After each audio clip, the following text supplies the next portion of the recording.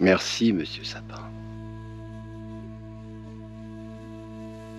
Salut à toi, mollet d'acier, et avide de nature sauvage.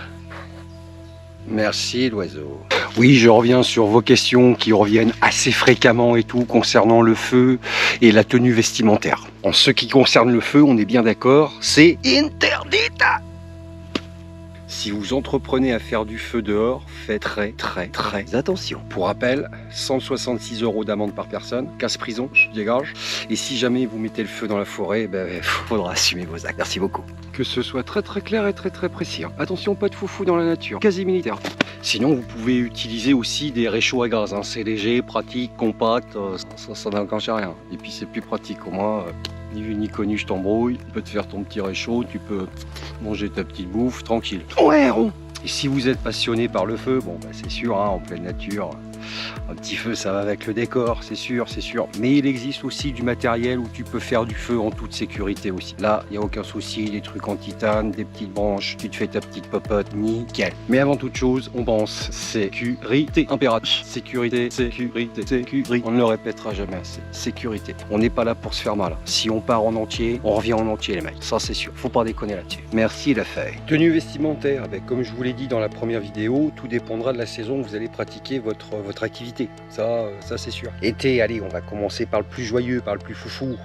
Forcément, pantalon, t-shirt, chaussettes, slip ou caleçon, selon la convenance de chacun, déjà rien. Et bien sûr, de bonnes chaussures, avec du gripe. Ah oui, prévoyez aussi de l'eau, ça c'est un minimum. Faut picoler un petit peu, parce que la déshydratation, ça peut être fatal aussi. Donc n'oubliez pas de l'eau aussi, c'est important. Tu dégages. Que ce soit très clair, très précis. Alors attention, comme je vous l'ai dit, vous n'êtes pas les bienvenus dans la nature sauvage. Que ce soit très clair, très précis.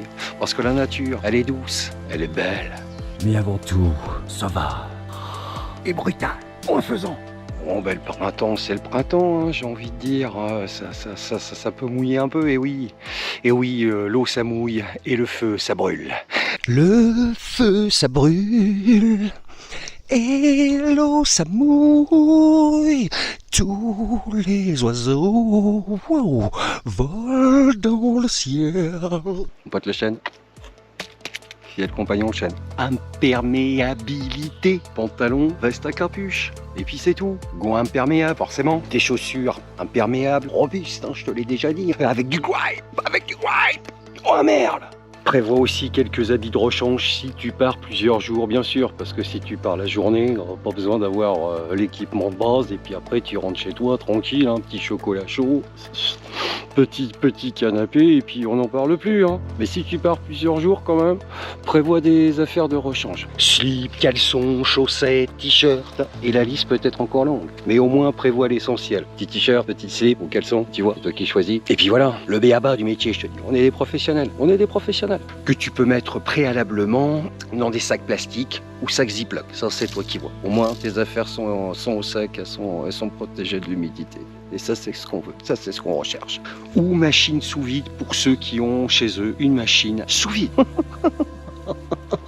Saint-Brice. Et oui, car pratiquer la redondance dans le bushcraft, c'est quand même important. You know?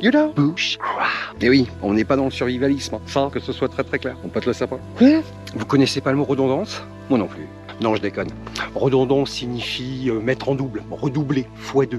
Oh, une perdrix! Donc à la saison automne-hiver, alors là c'est la totale, on y va, on se fait plaisir, œufs, jambon, fromage, on sort les sous-chaussettes, on sort le sous-pantalon, on sort les gants, on y va, on se couvre bien et c'est parti! On applique le système des 3 couches, on fait attention à la transpiration, à l'hydratation, faut picoler et que de l'eau, parce que sinon tu vas vite partir en sucette, moi je te le dis. Oh putain d'accord, on n'a pas fait 200 mètres que l'autre il commence déjà à gerber. Nul. Pour les douaniers Montredouane, faites aussi très attention à l'hypothermie aussi, celle-ci faut pas l'oublier. Ça là, ça dégage vite aussi. Hypothermie, tes jours sont comptés. Attention. Transpiration, humidité, hypothermie, ces 3 personnes-là, faut pas que tu les croises sur ta route. Ça c'est très clair. Tu les évites. Tu passes à gauche, tu passes à droite. Pardon, excusez-moi. Pardon, hypothermie, pardon. Bonnet, écharpe, cagoule, cache-cou. Là, on y va, on se fait plaisir. Là, on protège tout son corps contre le froid. Parce que le moins de petits courants d'air...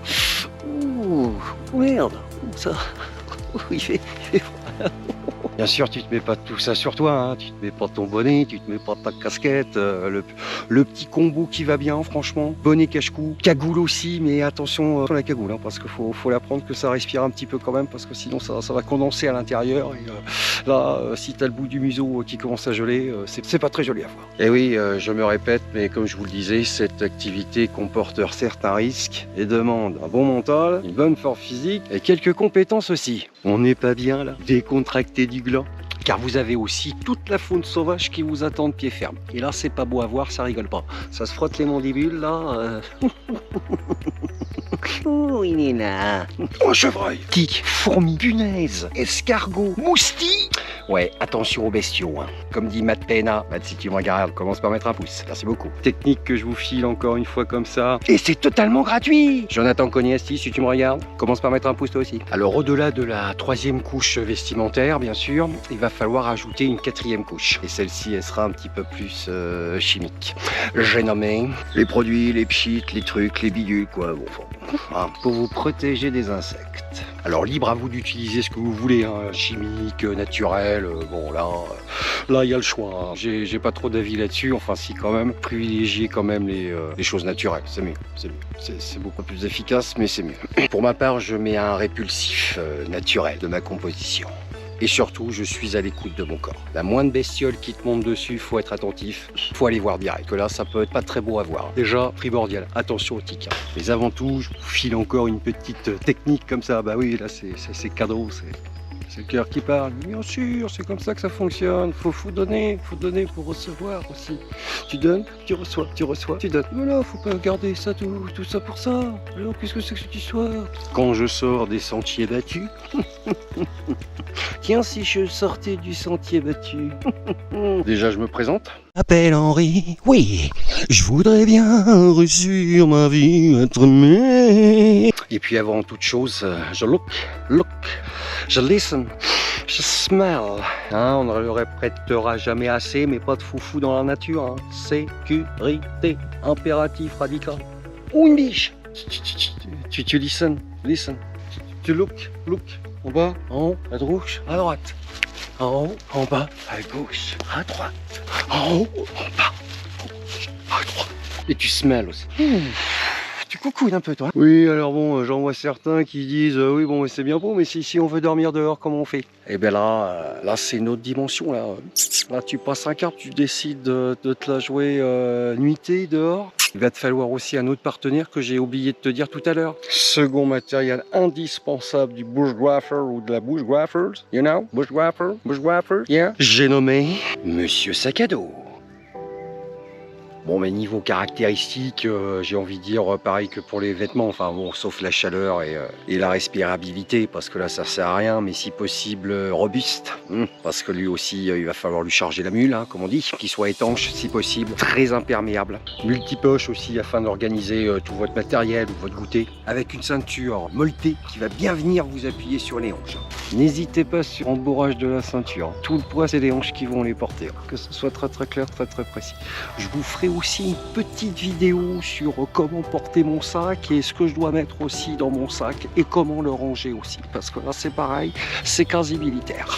Bon, ben on arrive à la fin de cette vidéo. J'espère que j'aurai répondu à vos commentaires, à vos questionnements. Hein. N'hésitez pas de remettre des commentaires, pas de problème. Moi, je suis là pour ça. Hein. Je suis là pour expliquer. Je suis là pour vous donner des infos. Le plus souvent gratuitement. Et ça, c'est totalement gratuit. J'attire quand même votre attention sur le fait que vous n'êtes pas les bienvenus dans la mère nature. Hein. Ça, c'est sûr. Monsieur Sapin, il est pas content. Madame Lima, ça fait la gueule. Monsieur Boulot, quand il va devoir, s'il pouvait se barrer, il pourrait se barrer aussi. Hein. Si vous ne respectez pas les conventions de la nature te respectera pas. Et ça, c'est sûr. Merci, l'oiseau. Oh, une biche!